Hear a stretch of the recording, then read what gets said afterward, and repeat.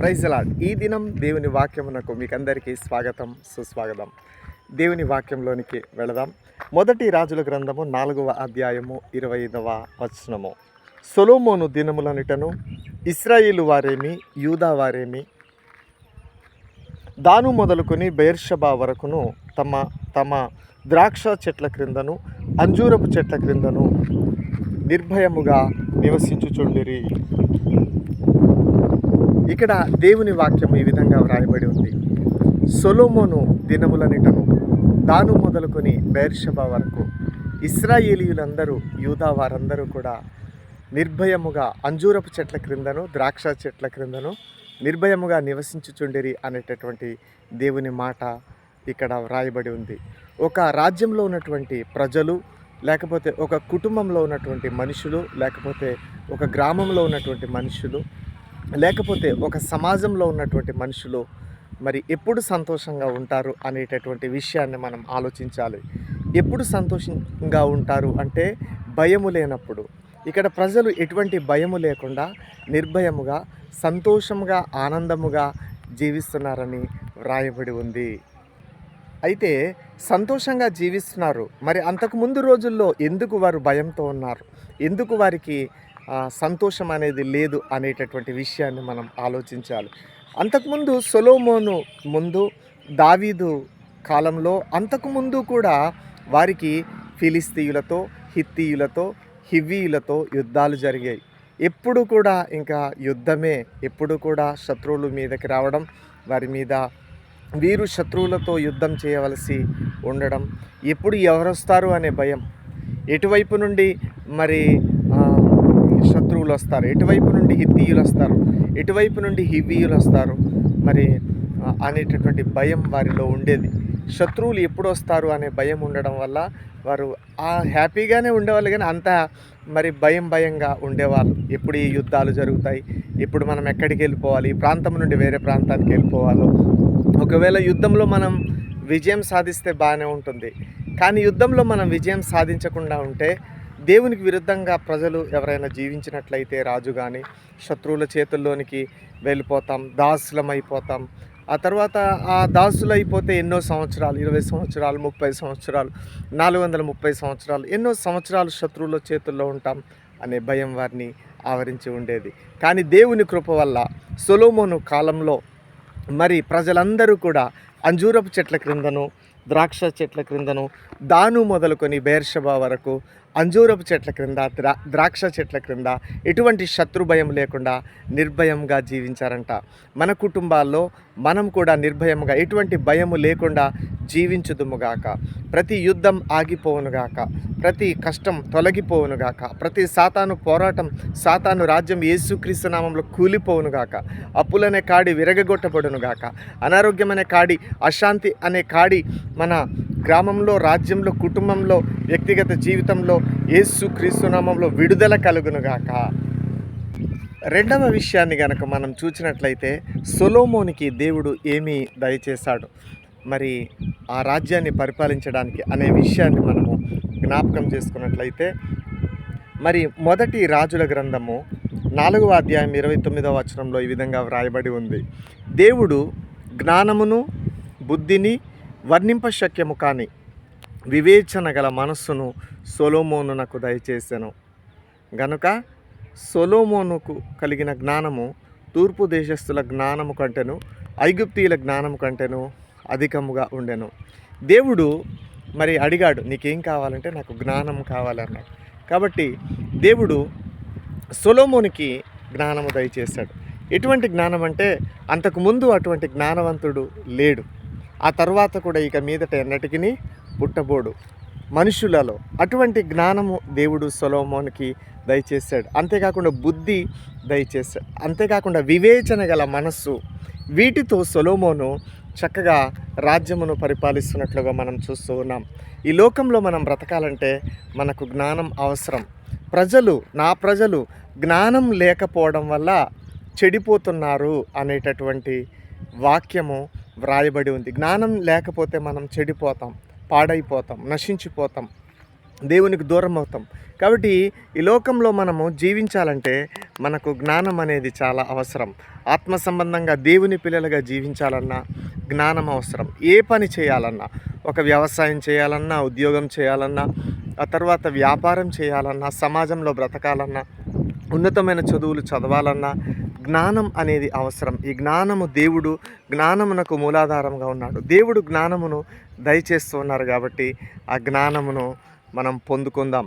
ఇతని జ్ఞానం అంట తూర్పు దేశాల జ్ఞానం కంటే ఐగుప్తు దేశంలో ఉన్న ప్రజలందరికంటే అధికమైన జ్ఞానమును దేవుడు దయచేసాడంట. కాబట్టి దేవుడు మనకింకా జ్ఞానమును దయచేయునుగాక. దేవుడు మనకు జ్ఞానమును దయచేయునుగాక. అంతేకాకుండా ఇతని జ్ఞానం అంట సమస్తమైన వారికంటేను, అంటే ఏతాను అనేటటువంటి జ్ఞానవంతుడు ఉన్నాడంట ఆ రోజు. అంతేకాకుండా హేమాను కల్కోలు అనేటటువంటి వ్యక్తులు ఉన్నారు, ఇద్దరు వ్యక్తులు, హేమాను కల్కోలు. వారికంటే జ్ఞానవంతుడు అని వ్రాయబడి ఉంది, అధికమైన జ్ఞానం. హేమాను కల్కోలు, అంతేకాకుండా మరి చూడండి ఏతాను అనేటటువంటి జ్ఞానవంతులు ఉన్నారు. వారికంటే జ్ఞానవంతుడుగా సొలొమోను ఉన్నట్లుగా మనం ఇక్కడ చూస్తూ ఉన్నాం. కాబట్టి మనకు దేవుడు జ్ఞానము దయచేయునుగాక. జ్ఞానం కావాలని మనం ప్రార్థన చేద్దాం. సేవ చేయడానికి జ్ఞానం, కుటుంబాన్ని నడిపించుకోవడానికి జ్ఞానం, అంతేకాకుండా అన్ని విషయాల్లో మనం జ్ఞానం అడుగుదాం, ఇంకా జ్ఞానం పొందుకుందాం. మనం పెద్దవారమైనప్పటికీ చిన్నవారమైనప్పటికీ జ్ఞానం పొందుకుందాం, దేవునికి అడుగుదాం. జ్ఞానము చొప్పున మన కుటుంబాలను, మన సమాజాన్ని నడిపిద్దాం. మన దేవుడిచ్చిన జ్ఞానాన్ని మన తరువాతి తరాలకు అందిద్దాం. మూడవ విషయాన్ని కనుక మనం చూసినట్లయితే మొదటి రాజుల గ్రంథము 5వ అధ్యాయం 1వ వచనంలో హీరాము అనేటటువంటి వ్యక్తి ఉన్నాడు. మరి ఈ హీరాము అనేటటువంటి వ్యక్తి దావీదుతో మంచి స్నేహం చేసినటువంటి వాడు. ఇతను తూరునకు రాజు, కానీ దావీదునకు అందరు శత్రువులుగా దావీదుకి యాంటీ అయినా మరి హీరాము మాత్రం మంచి స్నేహితుడు అని దేవుని వాక్యంలో వ్రాయబడి ఉంది. అతను దావీదు తర్వాత సొలొమోను రాజయ్యాడు.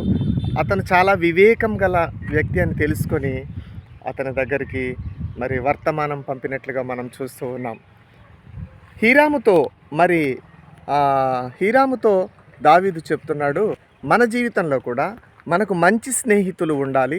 మన శ్రేయస్సును కోరుకునే స్నేహితులు అనేవారు ఉంటే, మంచి కుటుంబాలతో మన శ్రేయస్సును కోరుకునే వారితో మనం ఉంటే, మంచి స్నేహం అనేది ఉంటే మన జీవితం చాలా బాగుంటుంది. ఇప్పటికే మనకు మంచి స్నేహం కూడా అవసరం, మంచి గైడెన్స్ అవసరం, స్నేహంలో కూడా మంచి వ్యక్తులు అవసరం.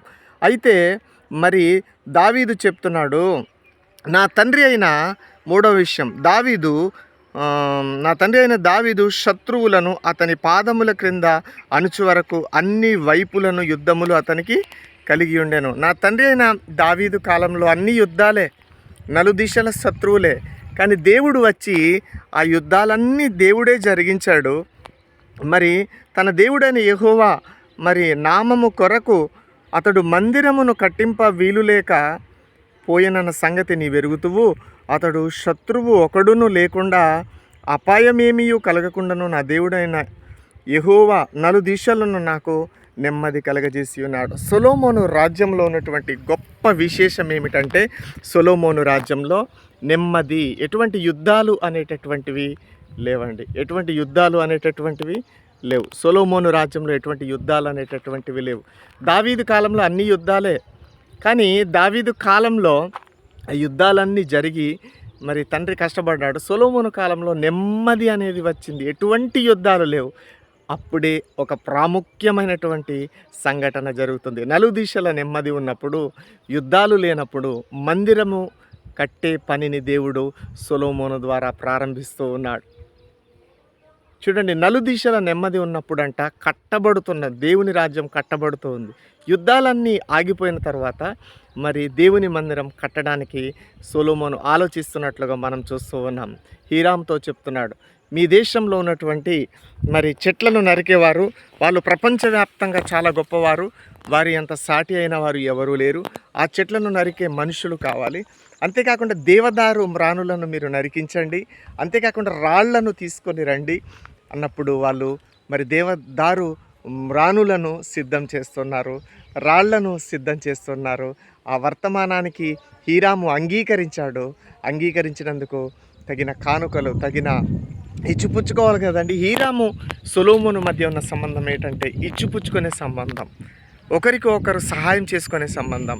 హీరాము ఏమే మందిరానికి కావలసినటువంటి దేవదారు రాళ్ళు ఇవి సమకూరుస్తూ ఉన్నాడు తన దేశ ప్రజలతో పాటు. అంతేకాకుండా సొలొమోనేమో వారికి మరి ఆహార పదార్థాలు ఏవేవో మరి సరఫరా చేస్తున్నాడు. రెండు వైపుల ప్రేమ అనేది ఉండాలి కాబట్టి సమాధానం, ప్రేమ ఈ రెండు జరుగుతున్నాయి. ఇప్పటికీ ఈ 3 విషయాలు మనం బాగా గుర్తుంచుకుందాం. ఒకటి, భయం లేకుండా రాజ్యంలో మనుషులు ఉన్నారు.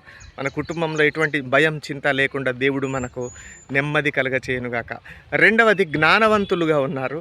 మన కుటుంబాల్లో మనం జ్ఞానవంతులుగా ఉన్నప్పుడు మన కుటుంబం అంతా బాగుపడుతుంది, మన గ్రామం అంతా బాగుపడుతుంది, మన సంఘం అంతా బాగుపడుతుంది, మనం బాగుపడతాం. మూడవది ఏంటంటే నెమ్మది. మన శత్రువుల నుండి, రోగాల నుండి దేవుడు పరిస్థితులు మార్చి నెమ్మది కలుగచేయునుగాక. మందిరం కట్టబడుతున్నట్లుగా మన జీవితాలు కూడా క్రీస్తునందు పరిశుద్ధాత్మతో వాక్యంతో కట్టబడునుగాక. దేవుడి వాక్యం దీవించునుగాక. ఆమేన్.